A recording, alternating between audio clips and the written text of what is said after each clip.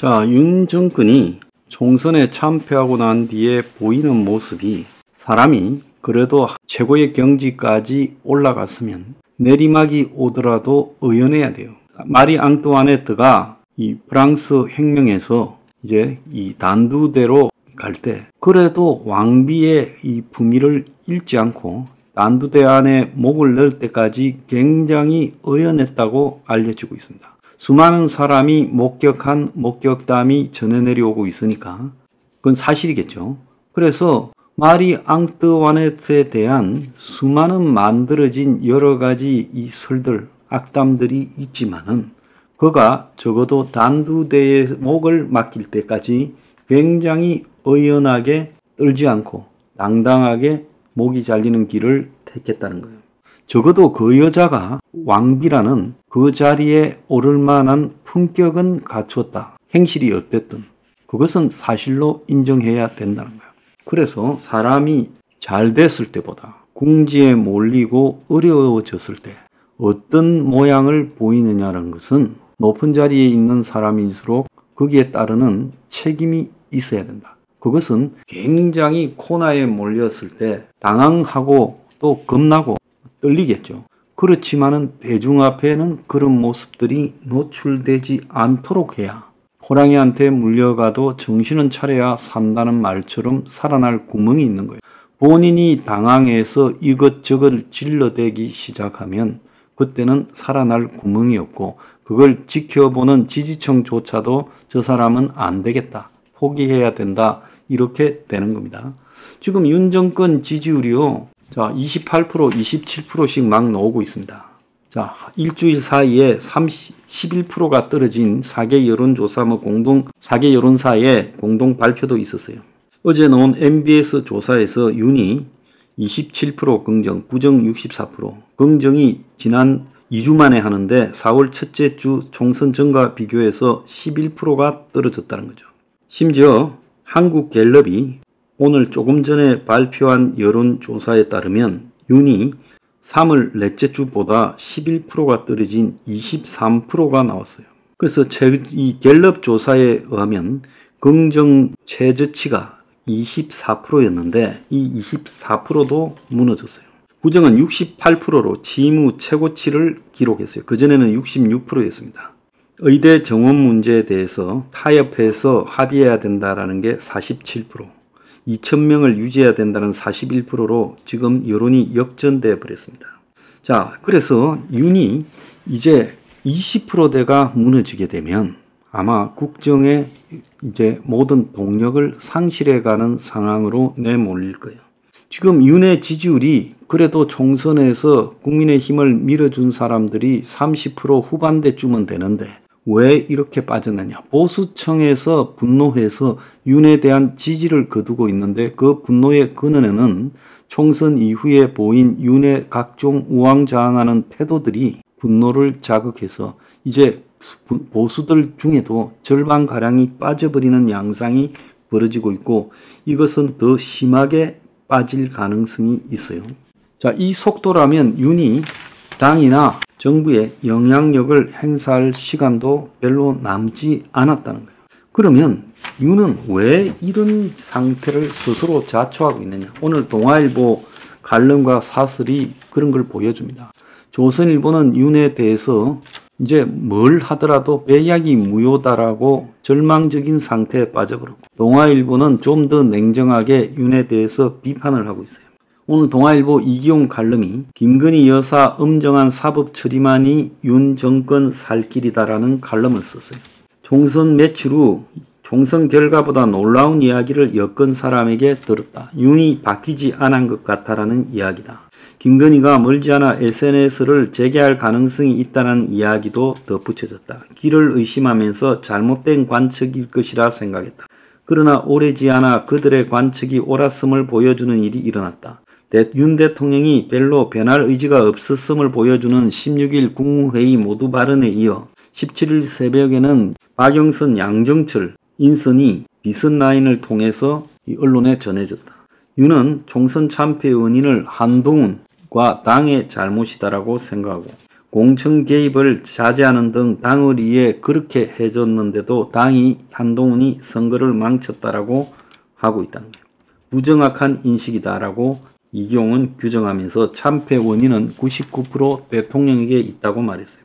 그래서 윤은 국민의 미움을 사게 된 원인이 자신의 최대 장점이고 경쟁력인 공정 이미지와 정반대로 했기 때문이라는 겁니다. 이기용 이야기에다 부인을 감싸고 돌며 사과마저 거부하고 오만불통한 이미지를 끊임없이 각인시켰다. 추미애가 윤 정권 당생 1등 공신이듯 품앗이하듯 윤이 추미애의 부활의 1등 공신 역할을 했고 조국도 마찬가지다. 대통령이 권위를 찾으려면 공정 이미지를 회복해야 되는데 유일한 방법은 김 여사 문제를 국민 다수가 고개를 끄덕일 수준으로 처리해야 된다. 첫걸음은 검찰의 엄정한 사법 처리다. 김 여사를 빠른 시일 내에 공개 소환하고 압수수색을 포함해 적극적인 수사 의지를 갖고 임해야 된다. 탈탈 털었다가 대통령의 입이 아니라 국민의 입에서 저절로 나올 수준이 돼야 된다. 아무리 엄혹한 수사와 재판을 거쳐도 야당은 더 세게 특검 공세를 퍼부을 거다. 그런데 이때는 대통령 거부권 행사에 여론이 고개를 끄덕일 거다. 이렇게 이제 이야기를 하고 있어요. 자, 나머지는 3부에서 이거 계속하겠습니다. 이기용 칼럼요. 자, 그래서 김 여사를 털어야 된다는데 지금 그렇게 하지 않고 보이는 행동이 양정철이 박영선, 김종민 등을 비선 라인을 통해서 떠봤다라는 데 문제가 있어요. 그래서 이 비선 라인 논란이 과연 비선이 뭐냐? 대통령 실장이나 수석들이 아니다는 거예요. 그들이 몰랐다는 거예요. 그러면 여기에 등장한 사람들은 도대체 누가 언론에다가 흘렀느냐라는 부분에서 이제 이야기가 나오고 있습니다. 그래서 거기에 특정 비서관이 흘렸다라고 나오고 있는데 그 특정 비서관은 공식 인사 업무도 맡고 있지 않은 윤석열 대통령 측근 그룹이 해당 인사를 추천하는 등 관여했고 그리고 이간섭 비서실장도 이 사실을 전혀 그러니까 박영선, 양정철 등의 인선에 관해서 알지 못했다. 그래서 비선 라인 꼭지점이 김건희 여사 아니냐. 그래서 김 여사와 가까운 용산의 비서들이 개인적으로 흘렸다. 그래서 천하람이는 개혁신당에 김 여사 라인이다라고 이야기를 하고 이게 인사 라인이 아니라 홍보 기획 라인에서 나왔다는 설이 있다. 즉 박영선, 양정철 선임 문제가요. 언론에 흘린 자들이요. 이상민 국민의힘 의원조차도 인사 개입, 부인의 인사 개입을 막아야 된다. 이런 이야기를 했고 강신업 변호사는 특정 대통령실 인사에 대해서 경질을 요구했어요. 그래서 추천한 자를 경질해야 된다. 그러면서 대통령과 김건희 여사를 호가호위하며 눈과 귀를 가린다는 얘기가 파단 특정 비서관을 거론했다. 이런 이야기도 그런 정언도 나오고 있습니다.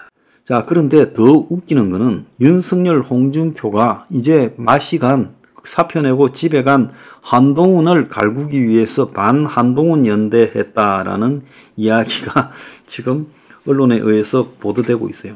그래서 지난 16일 저녁에 윤석열과 비공개 회동을 홍준표가 하고 그러면서 요 근래에 홍준표가 총선 이후에 한동훈을 직접 공격하고 윤석열을 한마디도 비판하지 않았는데 그 결과 용산 간저에 불려가서 만찬을 하고 심지어 본인이 총선에 총리 후보에 추천됐지만 거절하고 대신에 김한길 총리, 장제원 비서실장을 추천했다. 자, 이런 이야기까지 돌고 있어요. 그래서 대통령 회동에서 한 말은 브리핑하지 않는 것이 기밀이다며 대통령 총선 참패 책임론을 거론한 원로드나 당의 말도 일리는 있지만 총선 참패 책임이 대통령에게 있다라는 비판은 전적으로 맞는 게 아니다. 대통령은 대선 지선에서 이겼고 윤석열, 한동훈 책임론 이걸 같은 무게로 놓고 볼 때가 아니고 당대표가 지금 틀린 것이다.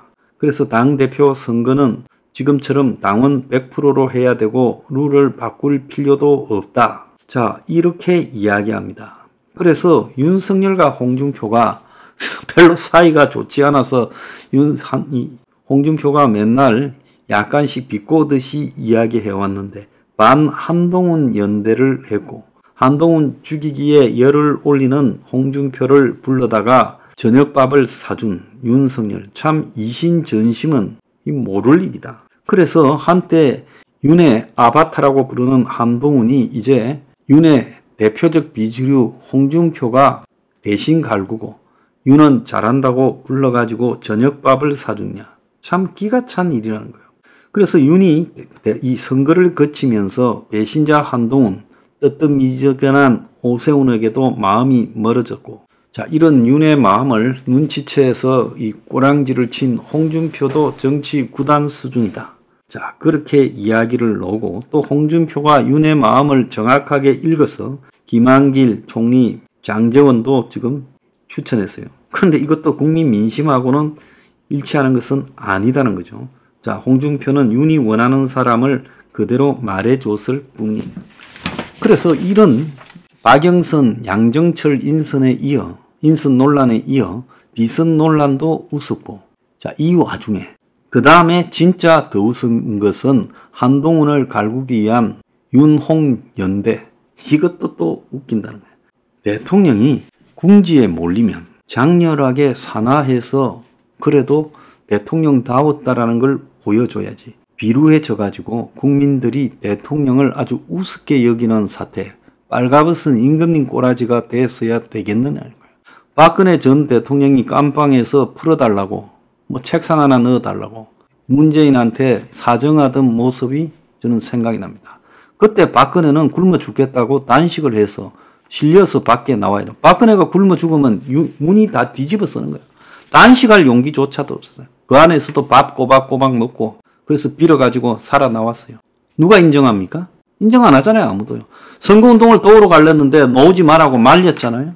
마찬가지로 윤도 이런 행동이 반복되면 그야말로 이제 머지않아서 모든 것이 끝납니다. 본인 스스로가요. 어려운 상황에서 이상한 행동을 반복하고 있어요. 한동훈이 잘못했고 잘하고 이런 걸 관계없이 한동훈을 정리하는 부분도 이렇게 가서는 안 된다는 거예요. 너무 유치하지 않습니까? 대통령은요. 마지막 권력을 내려오는 순간까지도 당당해야 됩니다.